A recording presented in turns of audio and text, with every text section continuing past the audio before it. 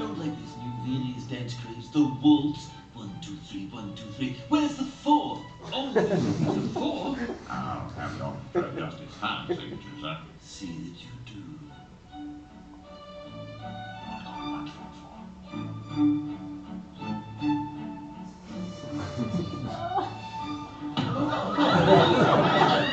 In the confusion, I slipped out of the ball and... That was a nice example to see that we are, as humans, very good at entraining and synchronizing with music. We can get also pretty surprised if it doesn't comply with our expectations. It was a very good event-related potential, because my study will also involve the EEG studies. And what we also know from the literature of the ethnomusicology studies, as well as from the studies of rhythmic development, that the place where we live and the music with which we meet on our early childhood has a great impact on our beat perception and rhythm perception. Because from ethnomusicology study, we know that there is lots of cultures where actually non-isochronous and isochronous music exists. And the people who live, musicians or even just the normal listeners, do not have any kind of difficulty with perceiving the above stimuli. Whereas, for example, people who are used to listen to the Western music culture, where we have mostly the isochronous beat perception, cannot, for example, distinguish between the Balkan complex rhythms or complex meters. We also know the transition from the culture general to the culture specific domain of musical rhythmical patterns occurs very early in life. So already at 1 year of age, children are biased culturally to listen to the music in the way they were listening for the last year. So for example, if they were exposed only to Western music, they will not be able to discriminate between 7, 8 if there was a violation with or not. However, after the passive exposure to Balkan music, they are able to discriminate again, but adults are not anymore. It doesn't matter whether it was passive listener or they were actively listening to music, they're just not able to do it. At the same time, from the embodied cognition approach, we know that the perception of pulse and meter involves integration across widespread auditory and motor-related brain regions. We also know that the auditory-motor interactions are reciprocal. That means that the movements can actually also affect the meter perception in infants. For example, rocking child into by ternary meter or the binary meter can afterwards influence its preference to the listening to the ambiguous stimuli towards the one or the other option. And the same is with the adults and the bouncing, whether in a binary or ternary meter. It also helps us to disambiguate musical stimuli and facilitate the meter and the beat perception. As for example, in the studies of Nevada and the samba gestures, we could see that there was a disambiguation of the stimuli, pretty big.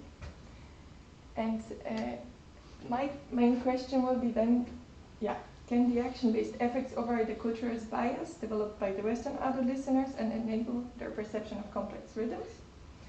I would like to use the Balkan music stimuli, where we have like a 7/8 and or 9/8 music, and it would be a pilot study since it is quite fixed. Materials and methods. On the pre-test phase, I would like to have two groups. First one, the Western adult listeners without prior exposure to Balkan music, so without any exposure to the complex rhythms. And then the control groups, adults who were exposed to Balkan music, so that would be probably the natives from the Balkan countries, or the people who lived for very long life span in a Balkan country. And the task will be the mismatch negativity task and the voluntary metric interpretation task. And here will be also the EEG used in order to see the brain activity and the reactions to the stimuli.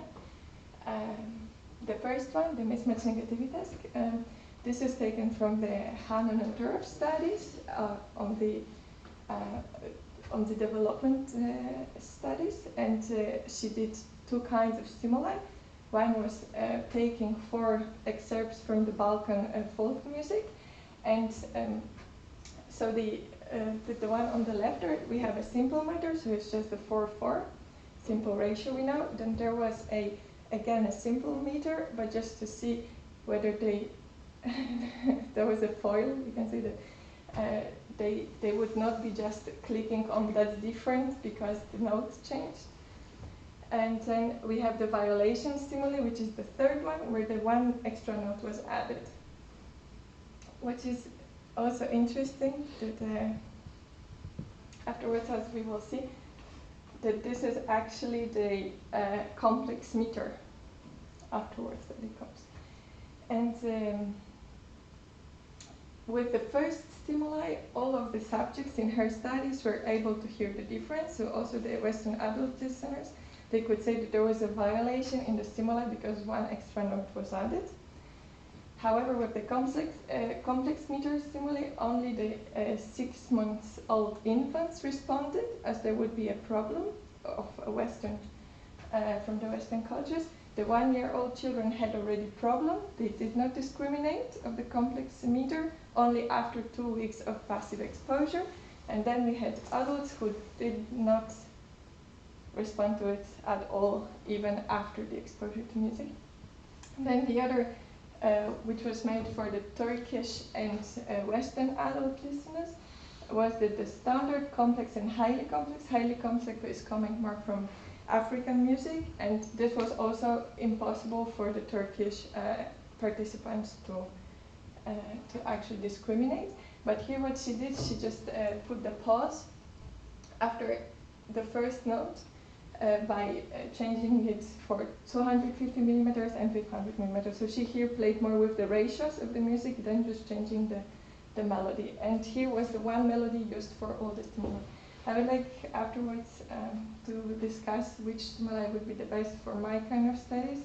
I was thinking that in order to control for the familiarity effect for the control group, maybe the best would be to compose a piece which would be made as if it would be from the Balkan music, but that we would make sure that it is not a song with which they are familiar from their infant time, so that they could not be following the melody in order to know that there is a problem, but it would be really a beat violation and a rhythm violation. And then the other one, the voluntary metric interpretation task, is taken from the studies of Nasser Radan, which was looking at the brain activity when the subjects were imagining the binary and the ternary meter. And actually, she could see the very different brain activity whether it was a binary or ternary.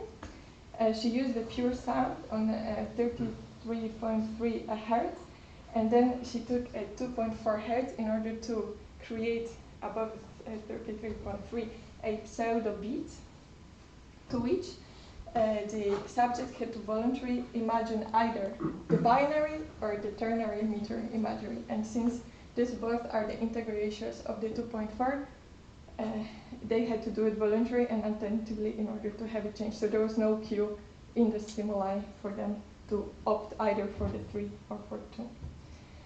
So for my study, I thought that the best would be 2.8 hertz, because then it could go for the binary matter as 0.7 hertz, and for the odd matter 7/8, it would be then 0.4. So that would be going for 8 and 7. Then the expected results from this would be that the participants with no prior exposure to Balkan music would not be able to discriminate between the original and violated version of complex rhythm stimuli, nor would they be able to voluntarily imagine complex rhythms, since they do not have this mental representation. So they will be able to do the binary rhythms or the simple method, but they won't be able to do it with the complex rhythm. Whereas the control group will discriminate between the original and violated version of complex rhythm, and won't have a problem with the voluntary imagination of it, since they do have it. And also please note that in the further phase, so the treatments and the post-test, the control group won't take a part in the following phases of the experiment, because they already have it there, and we want to see whether the embodied treatment condition, action-based, will enable and will override the biased effect, enculturation effect. So the treatment will be the passive exposure to music, passively listening to Balkan music without corporal involvement while listening to the music. The participants will be randomly divided whether to one or the other group, and they would be asked to listen to the samples for, let's say, 2 weeks. Just listening, they can either listen to it actively or passively, but from the studies of Hannon and Terep, we already expect that there won't be effect, because there was no effect before.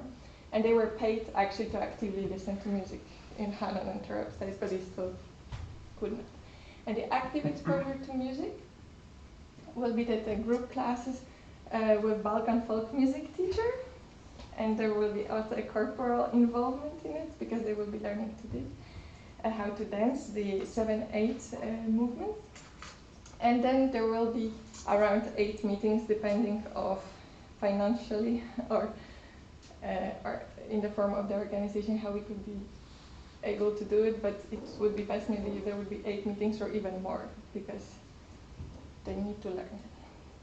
So here we have the forward model, and there is from the action to perception, so the bottom-up approach to the study.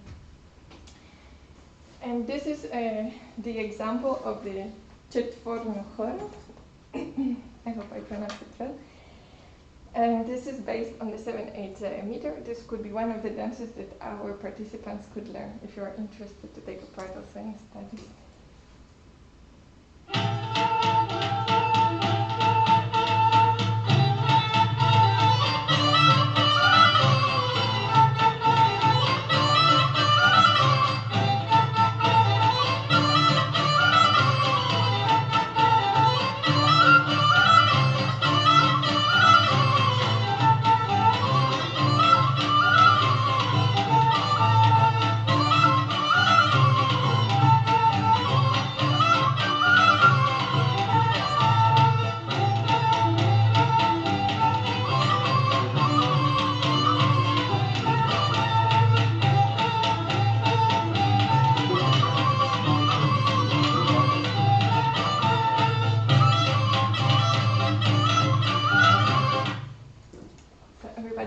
Join on the subject. And also, like, as Kelsey gave me already a very good feedback, we could it will have to be discussed whether what teacher can say, how he can teach, because maybe the counting 1, 2, 3, 4, 5, 6, 7 won't be the best idea, in order to make sure that it is really corporally incorporated. So the expected results are with the passive listening group. They again won't be able to discriminate, nor they will be able to voluntarily imagine complex rhythm. But with the active listening, it is expected that actually they will be able to override this cultural bias, and they will be able to discriminate between the complex rhythms and the violation inside the complex rhythm. But it can also happen that the exposure to complex rhythms of Balkan music will be too short, and in consequence insufficient to enable reorganization of the metrical framework. And as also here Kelsey noted, I should expand my literature about the studies on plasticity, and as I still yesterday read some, it is said that the physical effort, like physical exercises, actually do help for the people in their late adulthood to make better their cognitive functions. And since the dance and the corporal interaction is also one of the physical exercises, we could say, movements, it is possible that actually it will work and the cognitive metrical framework will be extended to this new complex rhythms, which they still don't know. And in the post-test, I was thinking, since there won't be any of the control group from the pre-test, so there won't be any of the Balkan participants, we could just use one of these stimuli from the folk music originally written there. And thank you for listening. If you have some questions, and if you would like to give me a feedback on the stimuli and all that, feel free to do it. Thank you.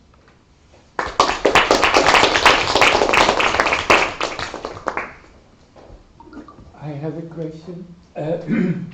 I saw that you go slower than Sylvie in your triple against binary. Why do you go? Because you say then when you go to the ternary, you come to 0.4 hertz. Yes, because she was doing the ternary meter and the binary meter, so she was doing 2/4 and 3/4, whereas I'm going to do 4/8 and 7/8. But because the 0.4 is really outside your short-term auditory memory, it's getting more difficult. Because that stops more or less at 2 seconds, and that goes beyond, so you have to look at that. At the back, yeah. You have to read by our article on the resonance of the pulse.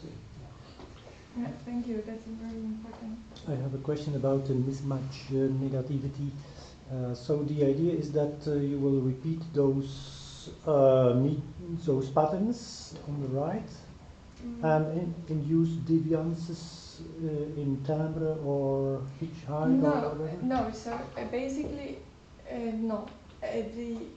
As I can only say for now how she did it, and if I would choose for this use of this kind of stimuli, she was adding the violation notes, we can say, on exactly the same pitch as the previous and the later one, without any kind of timbre change in it. So it was all made on the computer, synthesized. The violation is just in time then? Yes, then the okay, violation so it's is just in time.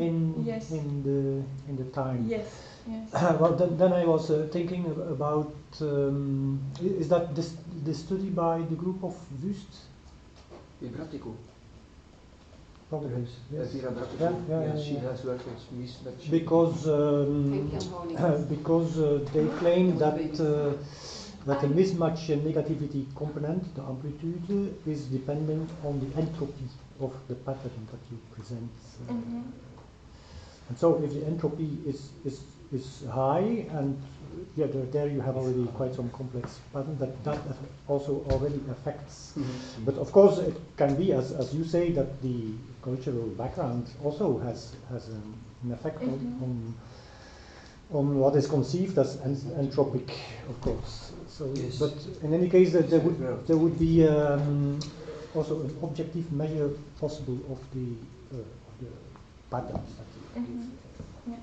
So basically this is a study also from 2005, and in the study from 2012 she already chose this version, which is just one melody, it's always the same folk melody, where she's just manipulating. This one is in 2/1, this is in a 3/2, and this one is in a 5/4 ratios, where she's manipulating just the silent space between the first longer notes. So by inducing just the silent space. If you think about it, the entropy actually makes it such that the building up the statistics due to the repetition is already less clear than a pattern with less entropy. And then if you do a deviation from that, it becomes more difficult than a deviation with respect to a clear established statistics. Yeah. But there is also a kind of running effect, and the entropy can become redundant after some time. I think for Balkan musicians it's not very entropic. It's common for them. Yeah. How are you going to measure the mismatch negativity? By the EEG technique. So there would be just directly measure the activity of the brain, whether they. But at a certain point, or you use the whole have many channels? Or? Frontal. I know. Recorded from the front. But there is one methodological problem you have to make averages, and you need many samples for having a strong enough signal. So you have very short sentences mostly. So if you use it for longer music, it's very difficult. You need some 100, 150 samples to average, and then you have the signal which is strong enough. That's a problem. For the E or P is event-related potential, and this is also specificated. So how many levels you have on complexity again? Is it There would be only 3? Simple, complex, highly complex. yes. No, I would say 2, because Oh, this 2. one was Okay. added in order to see whether the Balkan participants could also discriminate in the highly complex items with which they are not familiar, and they could not. So it was really about the enculturation effect, that they could access only the simple and the complex, but no anymore the highly complex. But we won't have the highly complex. Maybe that it will be only 2 levels, but for example, what she was doing, she was also controlling for the pitch. So she presented all of those examples here in the different pitch. Modulation. That's a lot to try it. Yeah, that's a lot, but then yes, I probably would not do it in as many as she did, because she was not using EEG techniques, she was doing kind of behavioral studies. So the subjects were asked whether to say, do you hear it or you don't hear it? Or how similar was it with the first one, or how different was it from the first one?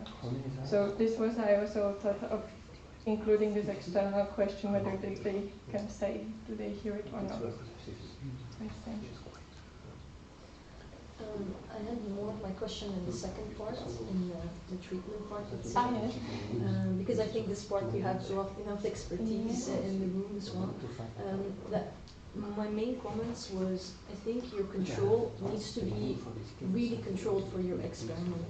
In the sense of, if you in your experiment you also have a group session, perhaps the control, you also have to think about that, or the number of sessions, because it was 2 weeks compared to 8 sessions, to take into account the effect of, for example, motivation or other effects, to just really make sure that you can compare your experimental condition with your control conditions. Yes, of course. It's like, as I said, with the passive exposure to music, that was already done by Hannah and Fleur, again, and she was paying people so that they would listen actively to music, so they would not be putting the music in the background and doing any other thing, but they would be coming and listening. We also had this talk about paying participants and the motivational aspect behind it, so that could also be taken into account. Yes, of course. And you also mentioned between the pre and post tests, I mentioned maybe in the post test you'll use a different, more of a familiar song, while in the pre, or maybe I misunderstood. No. What I mean is, I would definitely, maybe not definitely, but I would not like to use the same stimuli I did in the pre-test. So in the pre-test I would compose it better, so that I'm sure that the control group does not know it. But in the post-test there won't be need for me to composing it, since there won't be any more the control group from the pre-test. So nobody will know, or should not know, that the Balkan music children's songs, because they did not grow up with that.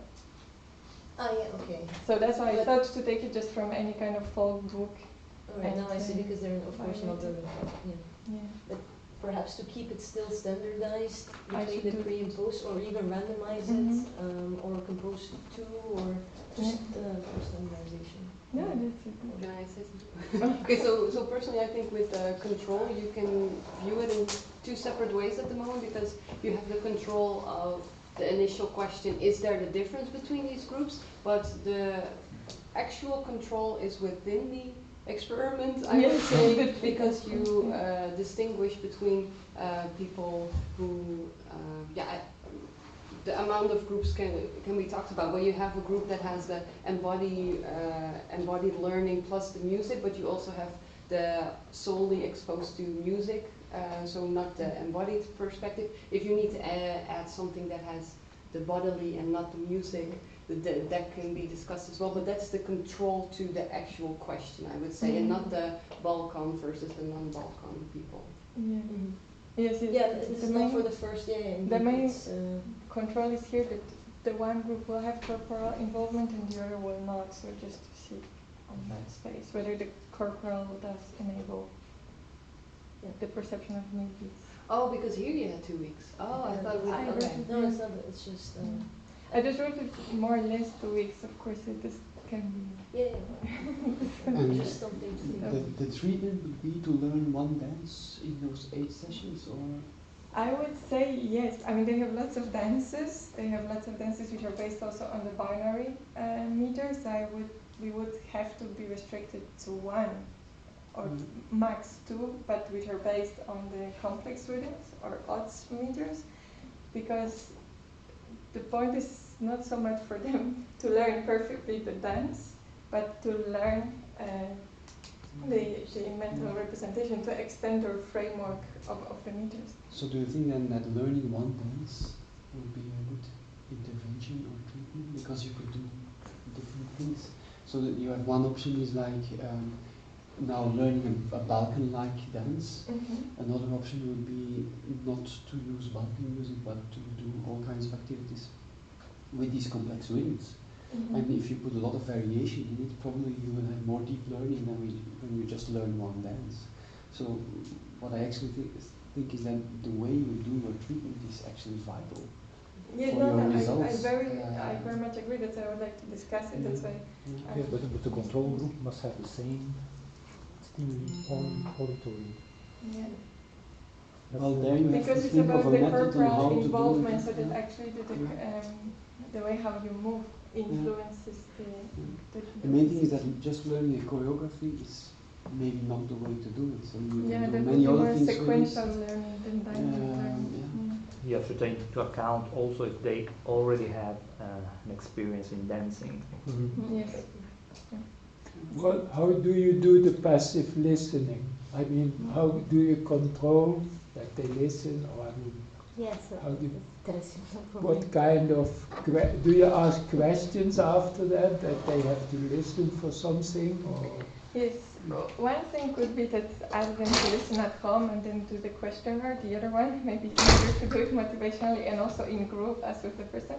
That we could have also that we would invite people, for example, here to come, and they would be coming and listening. Let's say that's much far-fetched, but maybe twice per week here or 3 times per week here to listen together in the group for an hour. Wonderful volume of listening. Yeah, you cannot tap along. Maybe do you ask to the listener to focus on the rhythm of the music or nothing, just to listen to and to enjoy the music? I think that could be asked, please listen to music, but as I said, that there are these studies before which showed that they still could not figure it out by themselves, simply because they just didn't know what to make of it. Maybe it was too little of the exposure, too little time, but it really did not help them. Like let's say the adult brain, the critical period already passed, and they could not enter it. It's a bit similar to the language domain and the acquisition of the second language also, where you have, if you start to learn language at the late in life, you have problems with the pronunciation and the consonants and the listening to the prosody of the different. So. Well, there are recent studies that do prove that if you listen passively to languages, that you're able to make better distinction between syllables, even if it's simply in the background. Simply in the background, but maybe then it is about for how long time they were exposed to it and how big their motivation was to learn it. Because maybe with the language you have a bigger kind of motivation to. Yeah, I will look it up, the study, but it was like with English-speaking people when they were exposed to Chinese language, and they were asked or tested if they could make distinction between the word syllables without knowing any words. Any words.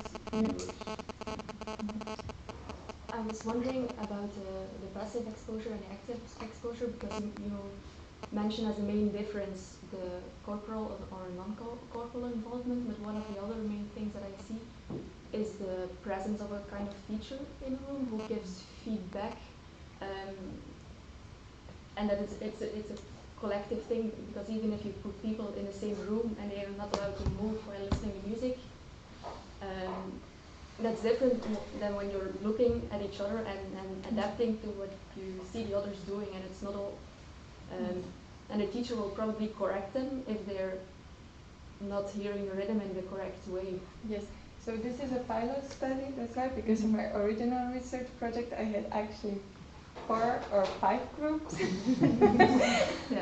where I was trying to control for everything, let's say. So there was also there would be individuals that learn only with the video, so without the involvement of the teacher, they would just have the video and learn the steps and the movements from there. There would be the individual with the teacher, and then in the group with the teacher to see.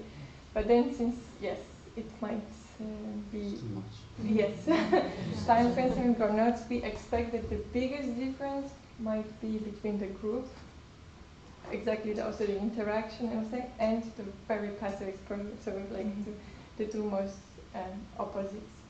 But maybe instead of the group, they should be doing it individually with the teacher, but the point is they do have to learn it from somebody, and at the same time, even if they get the feedback on their movements and corporal, this is still a way of corporal learning, I would say, because this is also what it involves, right, the visual. Would it be an option for you to not only let them listen or dance to music in 7/8, but also other music and other music? I would like to, but the question is about time and how much commitment there would be also from the participants, because I cannot ask them to come every day. No, but I was thinking, I've done some dance teaching myself, and I can imagine if you have a group of people coming in, it might be easier to start with something that they're more comfortable with. Yes.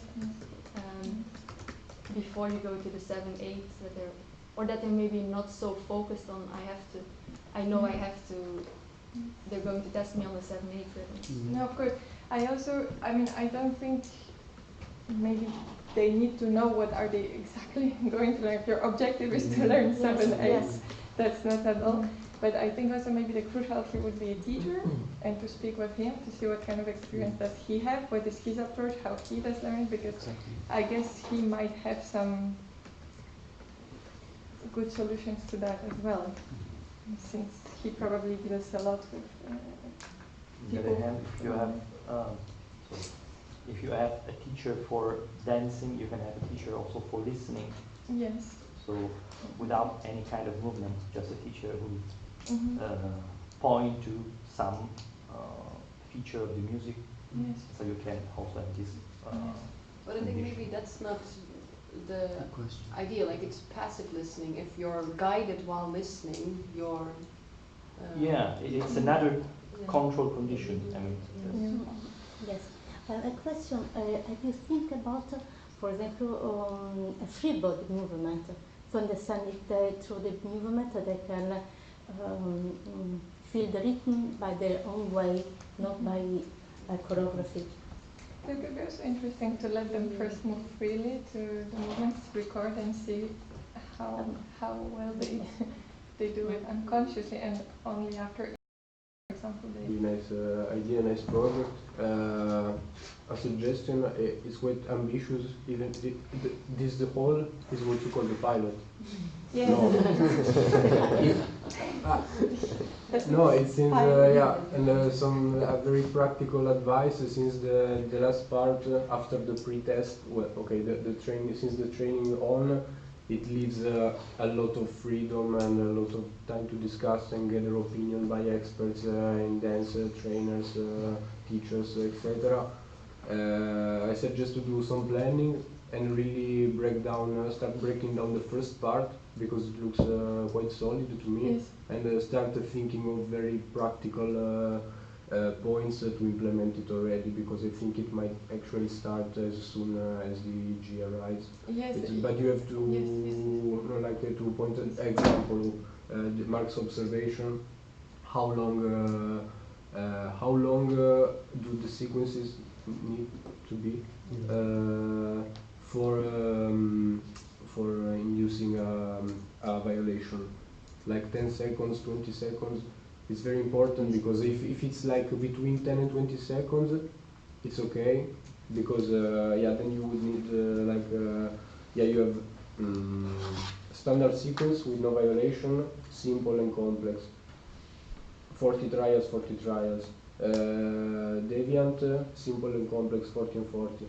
So it's 160 per 10 seconds, it's totally fine. 20, and other thing, it's optimal, since these people would need to come already several times, because it's longitudinal. The first session, especially for having DEG, they should do the whole, I mean both tasks on the same day, yes. And that makes it even longer. So start thinking of these very practical issues. No, thank you, because this is, I already started, I started more like with the ethic committee. I should be applying there too, and Kelsey just sent me the form, thank you so much. So I will be doing now all the practical, so also like make a posters, because like Adrian suggested, you could maybe put the posters in the libraries. That might be maybe interesting for people to take part in free dancing classes, activities. You have to call it a master class. Seminar. And then another question, why a pilot? I mean, isn't it a whole study? It seems enough, no? Or no? What's more? No, because yes, because in my ideal study, I would have more conditions. So I could also see with the interactions with other people dancing, what does it have an effect, bigger effects than only individual classes with the teacher, for example. Yeah, but think of the effort to gather all these people and then ending up with a pilot and saying, okay, now we're going to do the actual study. And then you have to find again a same amount of people disposed to do an even longer. I mean, it's anyway between subjects design, so you have to have another group anyway. Okay. So you could kind of shift it a bit in time. Okay. So add the group. Okay. So keep this data and in a second stage gather another group. Yeah, the idea is to test two conditions which we expect that the effect is the most, but we will not be able to have a definite answer on, and then we should kind of test other conditions as well. Okay. But if there is no effect between these conditions, then we shouldn't go on. Okay. I also concur with Mattia. Perhaps you would need to pilot your intervention, your treatment actually with one or two people, just to make, like within 1 week, to make sure that you have a really standardized way. Perhaps freestyling could solve your problem. So these, I would call these as pre-pilots, so many things to do before being able to go there. Yes.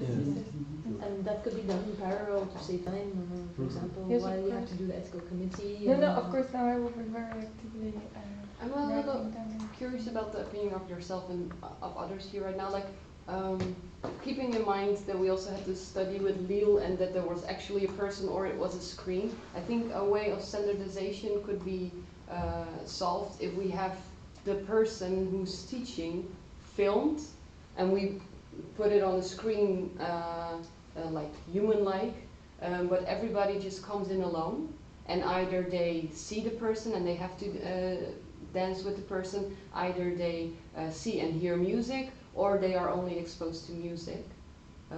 But then it's standardized and you don't have the problem of group interaction with one group or the other. But on the other hand, we did find with Lille, of course, that the effect of interaction, or I don't fully remember, it's your project now, where if a person was actually... But it was good. Nothing, but that was an interaction with tapping. But actually that would solve a problem in the sense that the... But also money-wise and practical-wise. But I would say you should find a piece. Yeah. It should be... But is it really a problem? Because you have the condition with the passive listening, and then you have the active doing something, and you want it to be so optimally as possible, because you actually want them to learn as much as possible. So we know that doing it in a group helps, so actually that's optimizing your treatment. Indeed, So but that- it's not, maybe it's not such a problem. Yeah. That's why maybe also the passive and active, this is just so No. technical right now, but perhaps these are not the right way, like what you mentioned, corporal or non-corporal. In that sense, then you can be more free. Yes. But then, then it's what you want to prove. Is it really Yes. the corporal, is it the group? And then No, course, corporal involvement, that's the key, which I would like to see. Because we already know from some studies that is the critical period for adulthood in order to, extend their metrical frameworks is quite high. But if you limit it to that, then the other questions become important. And if you just say like passive exposure or maximal active exposure, then you don't have the problem of all those other questions if you do it with a teacher or not with a teacher, you do it with a real teacher or not with a real teacher. You just make a maximally optimal active exposure. But then because it that's would what become you more do. of a treatment question instead of what she's trying to distinguish. If you can override that enculturation in the actual perception. I think it's also important to control for the, a bit like Aleksandra thought, maybe we should also include a structural analysis, more of a kind of verbal explanation of the music to the passive exposure. Because in the active exposure, the teacher will probably give some structural hints to the music. But I think we should which are not embodied. Which are not embodied. Yeah. So Yes, but that's why we. That's why it's also what Kelsey said that we should control for that and say to the teacher maybe explicitly that do not use okay. or use. That's depending, of course. This is all now to be discussed. It's what would be the best, or let him do what he does. Just. To them, but if we only want the corporal, maybe he should not be counting, or exactly, he should be only just mirroring actually. Yeah. And what about more like a, but gradient in the sense that having an extra group, one who receives instructions, one to dance a choreography, and one to just be free to dance, to improvise and incorporate the meter in a free way, and then the passive one with listening. If you split it up, you already have more of a okay, the instructions were apparently influencing a lot, or not. You have more means to compare, I think, between the two. They're becoming bigger, I know. Yeah, just imagine how much that 7, could be 8, yeah? Till February. The music But already in is. November. Sure. But as we talk about enculturation, I have to think about the concept of aptitude. I often think about that because we don't take that into account. But if you look at the work of Gordon and saying that before the age of 9 it happens, and then, well, if you have a small sample, you have to take confounders into consideration, and this aptitude could be a possible confounder because you don't know how they really process it. Yes, but that's of course, and that's why I guess still it is only a pilot study because there is a lot of things for which we could control for, and let's say if we would get here any kind of effects already, that could be a good start in order to afterward extend the research and try to control more. It's a 20-minute test. Very easy to do. How many people? Together with EEG. So could you come for 5 hours? Only the first time. How many people were you thinking actually? Excuse me. How many people were you thinking to include? That's a good question. And maybe 10 per group. So if I was correct, so Balkan, non-Balkan, and then you take the non-Balkan and you split them all into 2. Yes, so there would be So you need 20, 10, 10. Sorry, but non-Balkan, you think rather a musical profile of these participants, because also a non-Balkan yes. could be. Of course, there would be a questionnaire about what is their experience. Experience on listening or yes. of dancing also, because they have to learn. Choreography is important. Yes, that would be also controlled from like the questionnaire to know which ones to involve. Yes. Maybe I was also thinking now about the application of Lucy. I don't know how it's called, the tiles. Ah yeah, ample. So there you could also actually learn structures. Ample. You could use it to learn patterns. Yeah, indeed. We have a small technical problem with Ample, but once that's resolved, we can use it to learn patterns. So but if you write yeah. according to the metrical structure of the music and people learn to form the patterns. Yeah. Because that's actually what we're doing as well. The whole corporal idea, I think that in my case, it's patients learning sequences. And the idea is that they will learn the sequence cognitively better and motorically perform it better in a, let's say, in a corporal condition at this moment. But yes, it could be used. And the good thing is that these are now fixed in one way, but these are movable, so you can use it in different patterns. Then in theory you could do it without a teacher. It will be less fun. Yes. Yeah, this is possible. Yeah. But this is, I was also reading the articles about the difference between sequence learning and dynamic learning. Because I'm a bit afraid that if it is only like a sequence learning, they will just learn let's say, to be like the absolute interval perception. So that anyway, they won't be able to hear it on the stimuli with which they are not familiar with. But you can control the timing of the sequences as well. Mm-hmm. And you could build up, like Luke said, it's important to think about the intervention. You could first free dance, explore a bit, and then maybe go to sequence learning, and then go to the dynamic. It's actually interesting, that's not for your study, but it's actually interesting to think about the way you intervene or you do the treatment. Like, for example, this, if you let them dance freely, it's kind of self-organizing together with the music and it's emergent and you have to get the patterns on your own. Yes. So it's very interesting, but if you do the choreography, very strict, you just learn the choreography, it's top down, you have one model. So maybe it would be interesting to actually have these two conditions in one. But another one is that you make variability into it, and that's a very interesting one.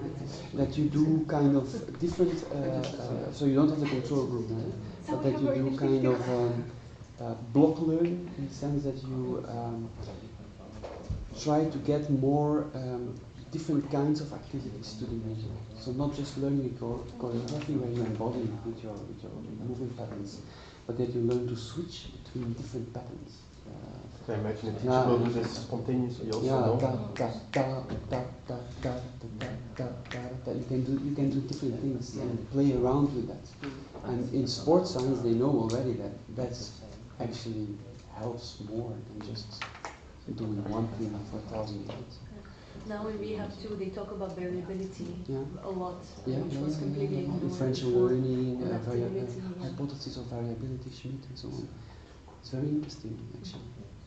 Yeah, but I mean the principle. But that's not your question. No. The thing is that we also have to start from something. I think. It's good to hear.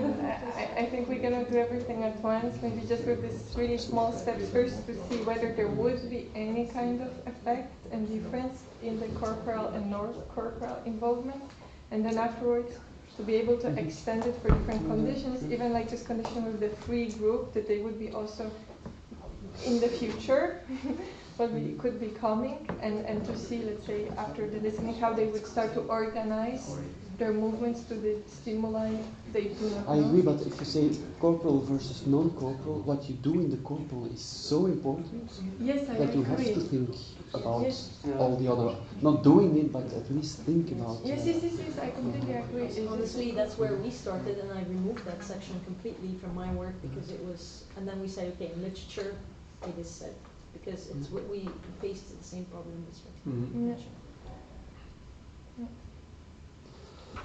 Okay. Well, thank you very much. Thank you. So we have